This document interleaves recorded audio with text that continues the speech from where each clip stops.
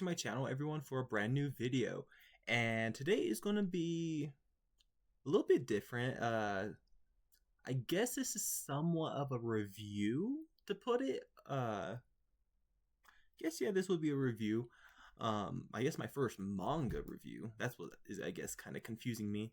Um, but this is for Jujutsu Kaisen Modulo.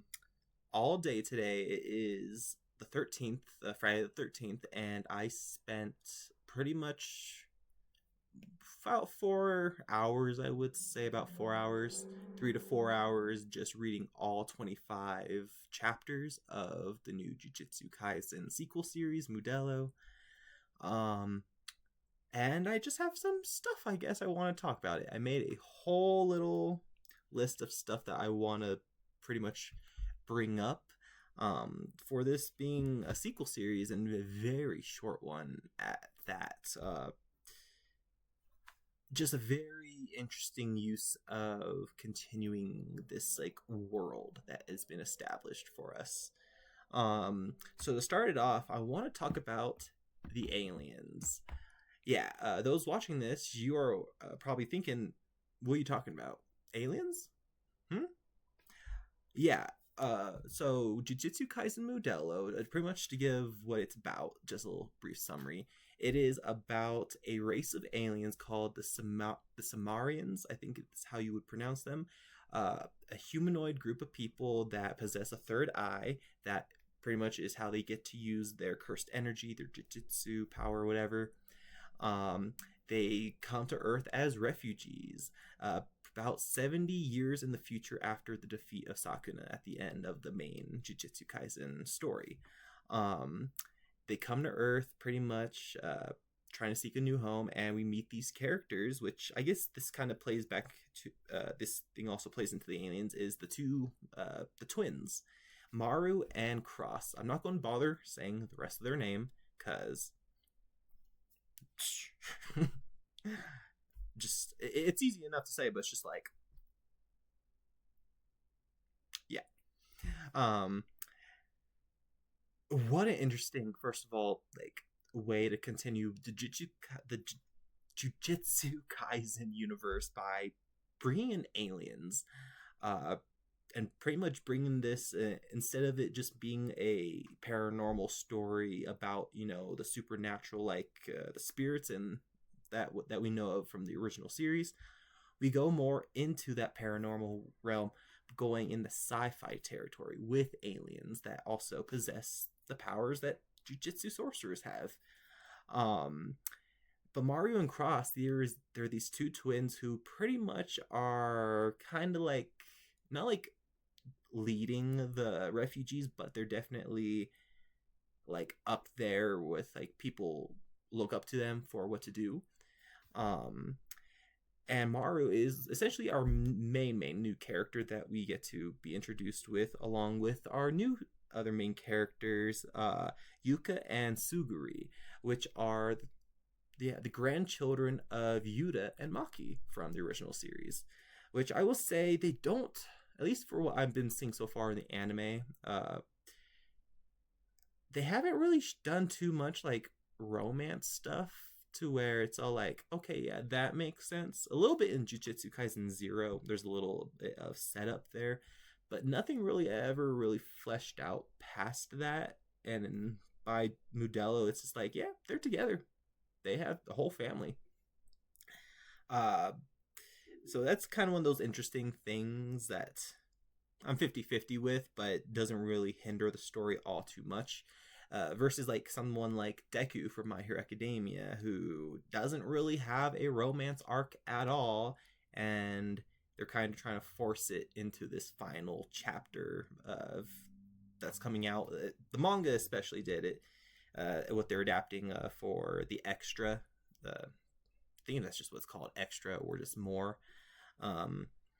But kind of comparing it to that, it doesn't really hurt the story. But like when it comes to My Hero Academia, like, it's something that's not really needed, especially when you're trying to like do it all in your final chapter of the story. It's like a little forced.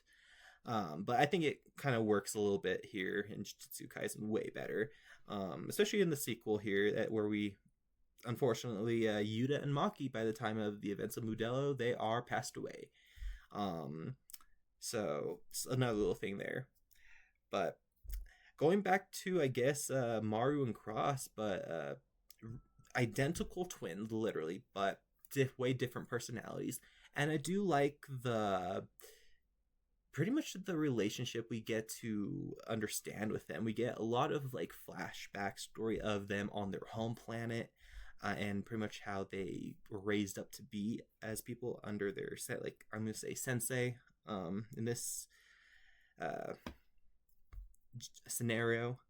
But it was very nice seeing that. We don't really get to see that for Yuji as a character in the main series, or any of the other characters getting a really like a flashback or more to what their character is. Um, and I do appreciate that with these like twin characters. But going into our human characters, I guess our Jujutsu sorcerers, not Makia, Yuka and Suguri, the grandchildren of Maki and Yuta. Uh, Definitely you can tell that they are from the family. I will say Suguri gives off a lot of Megumi. I will say really a lot of Megumi. Uh, but you can definitely see between the siblings that they do share just attributes of their grandparents. And I do find that cool. And them being also the main characters, we're not following like the children of like Yuji or whoever he would have maybe ended up with, which we'll get to that. uh, but really cool characters, even if we weren't really fleshing them out as much as the alien characters, which say it is what it is, I guess. um I guess, before going in further, I do understand that the author Gege, I think that's how you say his name, Gege, I think it is. He had some health issues when it came around when he was making the sequel series. So a lot of what happened in the sequel series, as it just completed its like final chapter, like this last week, I think. Um, he had a lot of health issues that kind of hindered how he was able to pace the story, and pretty much how much of the story we got. Kind of in another reference to like the Hunter x Hunter uh, author, how he has whatever with his arm and hand, um, how he's only able to make a couple chapters here and there, and it's something like that. But that story is something that's still ongoing, over 100 chapters. So I don't know the best comparison, but it felt like a comparison to me. Um, but if it, yeah, I understand. Like, I'm not going to put that against him, but I will say, like, you can tell that he was. I don't want to say he was trying to rush the story to end, because, like, I don't know. Comparing it, going back to, I'll say not really, honestly, because I don't know. It's totally different medical issues, but it that type of stuff does just affect artist's work in the end. But in the end, he was able to complete the story. Like, there was that. It's not something that was just put on hiatus or just in limbo. We got an end, even if it was a little, how the pacing. I don't know. It's not like it's rushed. It's just, I don't know. I don't feel like things were too rushed. It's that I wish it was a few more chapters, just because some things just kind of from panels just move over to something else, and it's all like, are we even finishing up that other thing that we're just going off on? But I'll go into that even more. But yeah, the characters I mentioned, I thought they were really cool. The other character I kind of want to talk about, just stand by himself, is the character of Jabaloma. He is like, I guess the chief type of character for the Sumerians, or Lumerian, that part of Sumerian people. Uh, really thought he was going to turn into like a villain or someone on the antagonistic role, but no, like, this guy was honestly pretty chill for someone who kind of had like a little bit of a look to like Tengen, a little bit with the head shape and everything, not really human looking, but still humanoid. This guy was just he was just chill, and just the way he was going with our main characters, just like respecting their wishes, and just kind of helping them out in whatever ways he could. Just not a bad character really. And then what was the scene? It was near the end that he was playing catch. I thought that was just or just baseball, whatever. I thought that was pretty funny. But the other characters, I guess, we're going to the OG characters from the original Jujutsu Kaisen show or story. The first to talk about is Yuji Itadori. I really wasn't sure how they were going to use his character here. We get a little glimpse of him early on in the series just with his hood up, and then later on he becomes like the last 5 chapters he's full on just there in the story. I think his usage was pretty good. I think it was. But I do think when it comes to like a character like Mahito that also returned for this sequel series, that their interactions, it was very odd. Especially how we got to Mahito. Whatever that path area, it really just, to me, it resembles like Star Wars, if you know what I mean, like the paths. But here in Jujutsu Kaisen, it kind of felt just more confusing than anything, having that there, especially with the last time we saw Mahito in the original series during the Shibuya incident arc. He didn't die or anything. He just kind of dipped out of the battle or got rescued. And we didn't see him ever again, really. We saw him at the end of the main series, but it's in that path area again. And it kind of makes you wonder what happened to him, if he somehow died, but he's kind of like more, his soul's in like a limbo there. But he remains in that paths area because of Yuji Itadori. His pretty much is just reasoning is just because Yuji is alive. Is my guessing that he can't move on, or something like that. But it's very odd, especially with how he looks. He's very just definitely a different look to his character. He's more, I don't say like a dark look to him. It's just he doesn't seem all there anymore.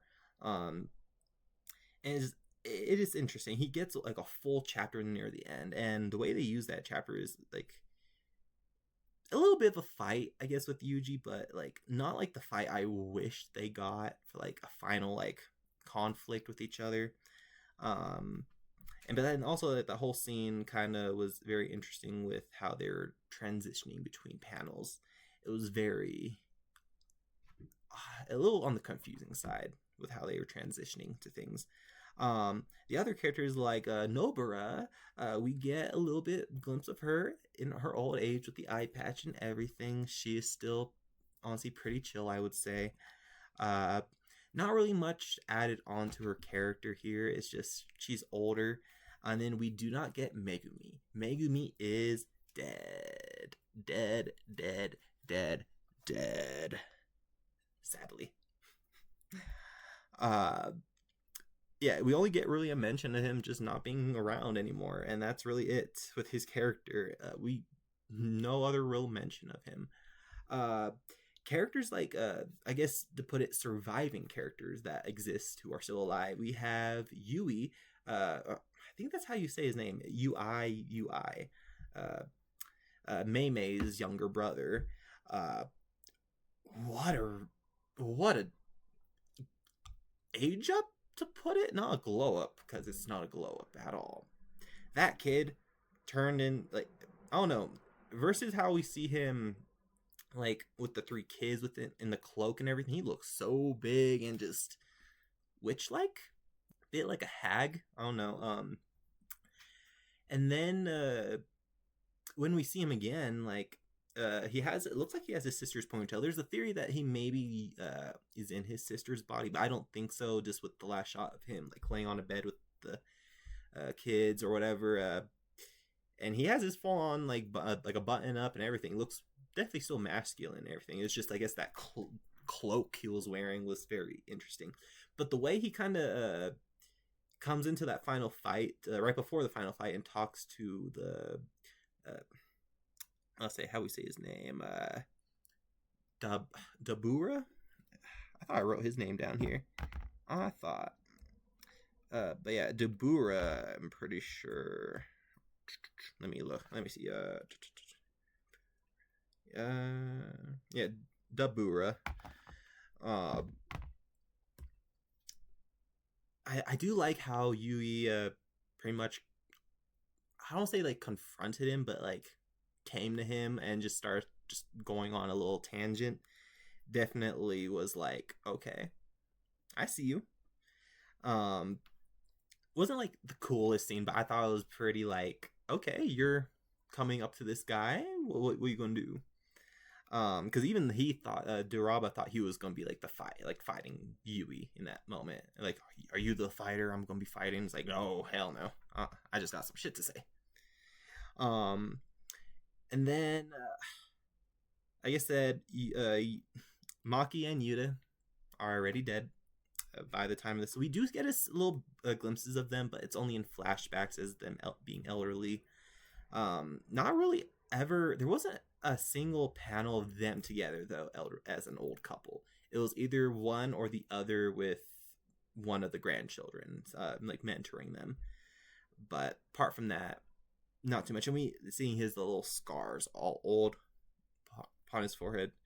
Oh, but Panda, he's around still. He, if you read the original series, the final like chapter shows him in like a warehouse, the Gojo warehouse, storage house, whatever, and all those tiny little stuffy, miniaturized pretty much in a way, and that's how he is in a couple chapters in Modulo.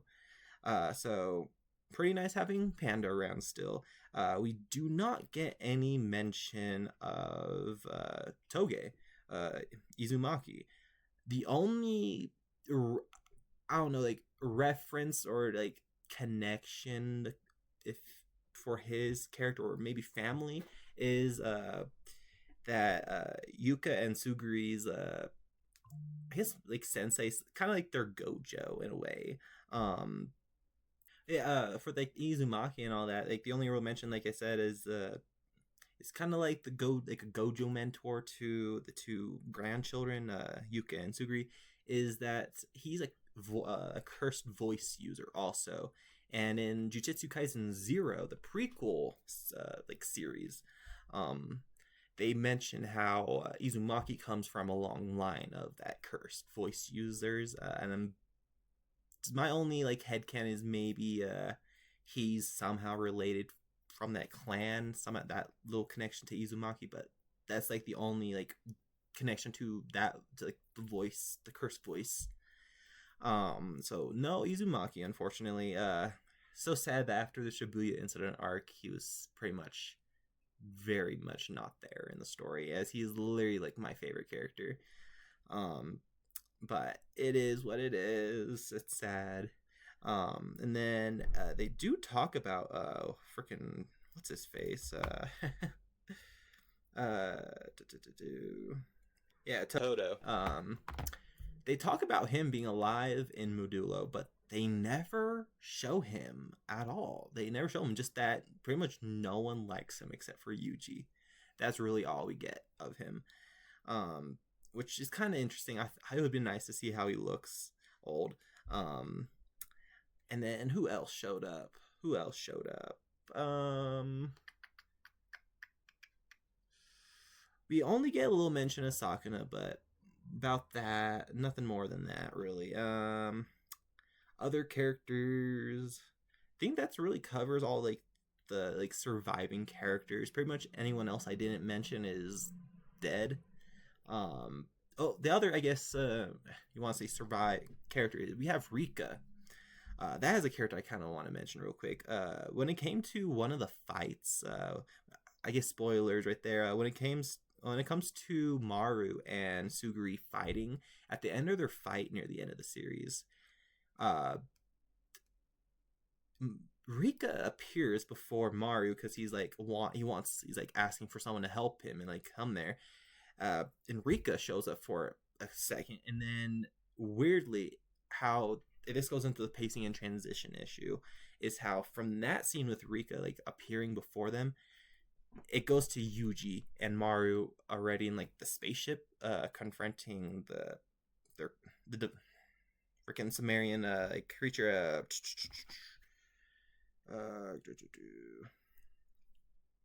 I forgot how it's called, but like they look like horse wolves things. We just kind of transitioned from Rika all the way to like Yuji and Mahito and all that stuff. With Maru, and it kind of is very confusing.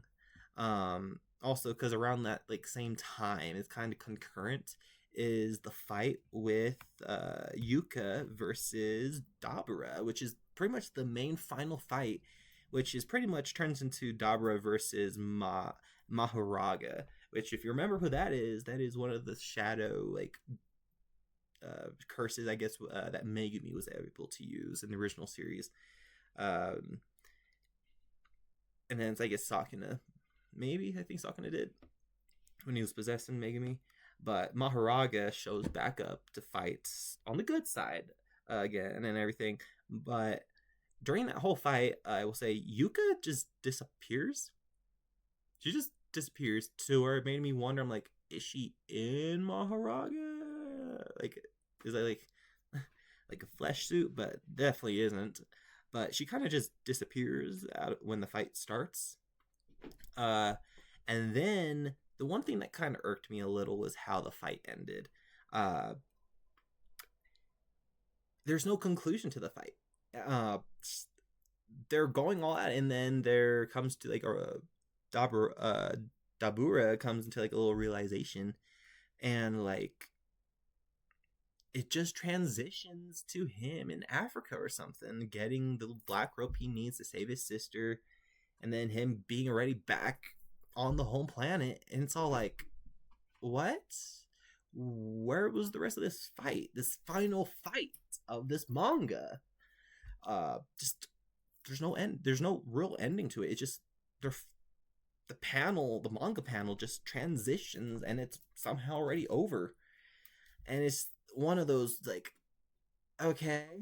And that's where you kind of can see some of the pacing issues that like Gege had.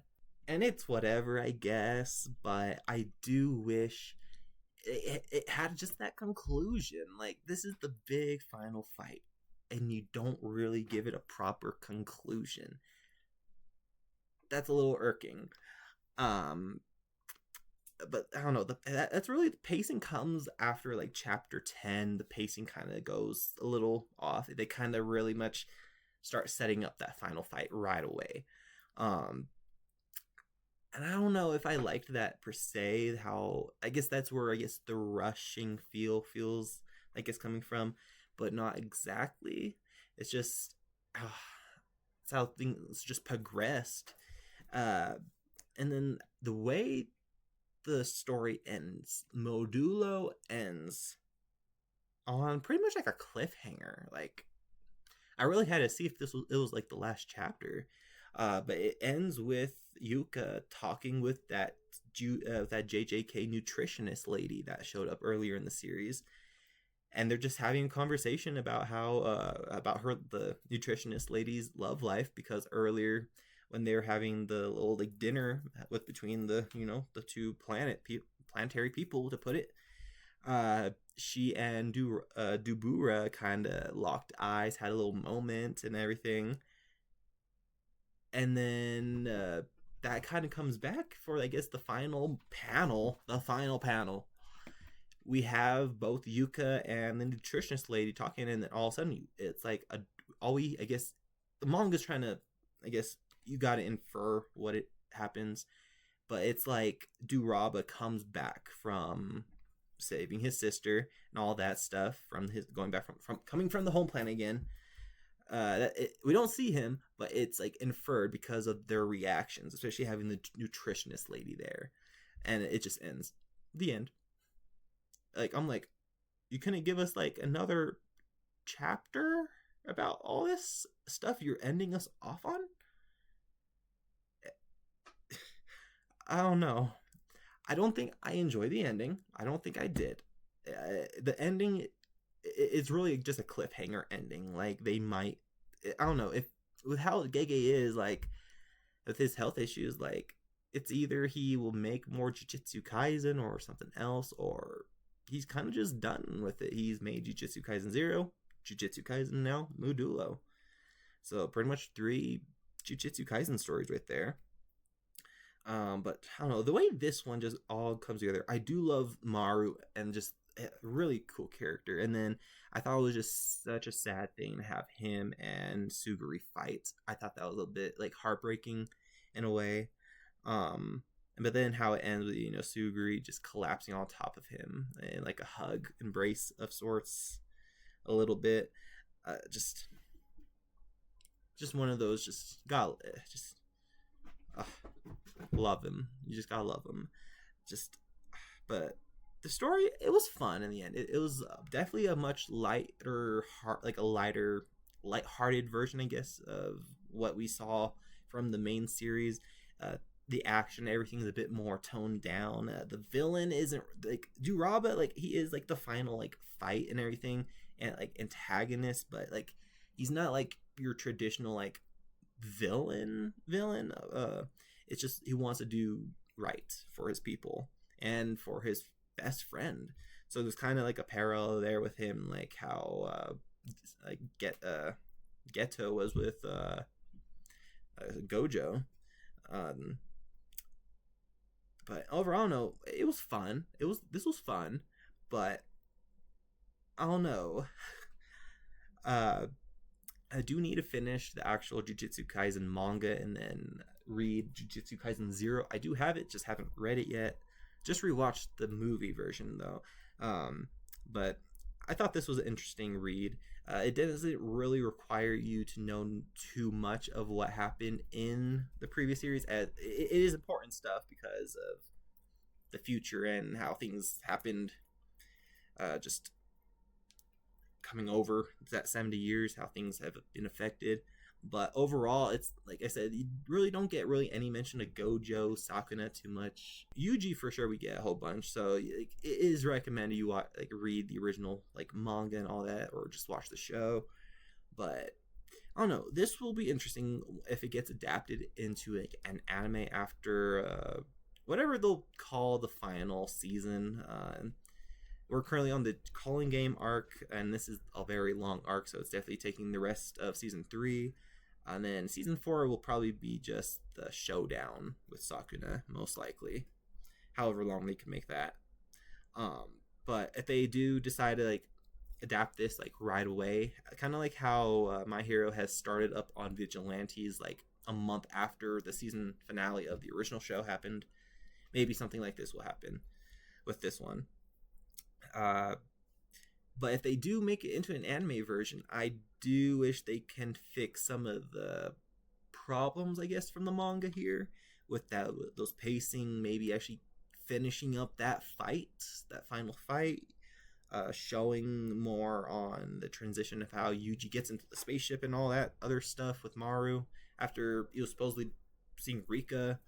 And just I don't know. Hopefully, some things will get fixed if it turns into the like anime, but like not too different to where they're trying to like remake like a new original ending type of thing. I just do wish that they can maybe flesh out some stuff a bit more, kind of like how Demon Slayer kind of goes around with it.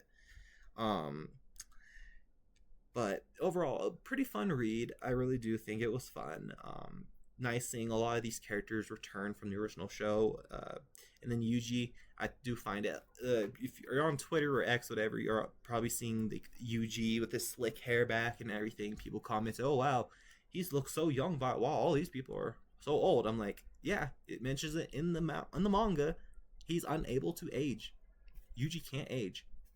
So he's gonna look young for years, hundreds of years, until he does croak somehow. And then he will be a cursed object, like Sakuna. So very interesting stuff. So very curious if, like I said, we'll get a manga version of this. Maybe not really. I'm not crossing my fingers or anything. Like with how Gege's like health issues and stuff.